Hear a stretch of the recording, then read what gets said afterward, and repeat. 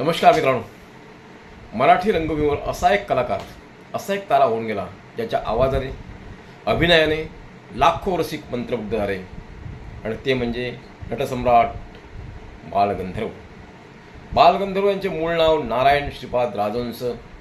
त्यांचा जन्म 26 जून 1888 झाला. मराठी संगीत नाटकाच्या सुवर्णयुगातील ते एक तेजस्वी तारे होते. त्या काली नाटकामध्ये स्त्रियांची भूमिका पुरुषच करत असत. बालगंधर्वाने साकारलेल्या स्त्री भूमिका इतक्या सुंदर आणि प्रभावी होत्या की प्रेक्षक त्यांना खऱ्या स्त्री कलाकारापेक्षा अधिक पसंत करीत. त्यांच्या मधुर गायनाने, अप्रतिम अभिनयाने मराठी रंगभूमीला एक नवी उंची गाठून दिली. लोकमान्य टिळक यांनी त्यांच्या गायनाने प्रभावित होऊन त्यांना बालगंधर्व ही पदवी दिली.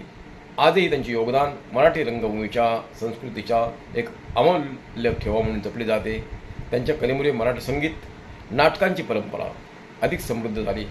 असे या महान कलाकार बालगंधर्वांना विनम्र अभिवादन. त्यांना कलेचा वारसा पुढील पिढ्यांसाठी प्रेरणा देत राहो. धन्यवाद. तुम्हाला बालगंधर्वांचं कोणतं गाणे आवडतं, काय होतं आहे ते मला नक्की सांगा. लाईक आणि कॉमेंट करून कॉमेंटमध्ये सांगा. आपला गजानन प्रेरणा मंच ह्या आपल्या चॅनेलला नक्की सबस्क्राईब करा. धन्यवाद.